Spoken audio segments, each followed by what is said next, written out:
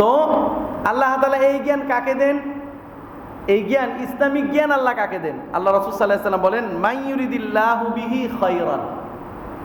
আল্লাহ রাসূল সাল্লাল্লাহু আলাইহি ওয়াসাল্লাম বলেন, মান ইউরিদিল্লাহু বিহি খায়রান। আল্লাহ তাআলা যার ব্যাপারে কল্যাণ চান, আল্লাহ যার কল্যাণ করতে চান, তাকে ইউফাক্কিহু ফিদ্দীন, দ্বীনের বুঝ, দ্বীনের জ্ঞান দান করেন। সুতরাং কেউ যদি দ্বীনি জ্ঞান অর্জন করলো, এটা দুইভাবে হইতে পারে। একটা হচ্ছে পড়াশোনা করে অর্জন করছে, মাদ্রাসা লেভেলে পড়াশোনা করছে, আরেকজন শুনে অর্জন করছে। এটাও কিন্তু একটা জ্ঞান হাসিল, যে সর্বদেশে আলেমের পিছনে ঘুরছে, কোরআন হাদিস নিজে না বুঝতে ওনাদের কাছে শিখছি।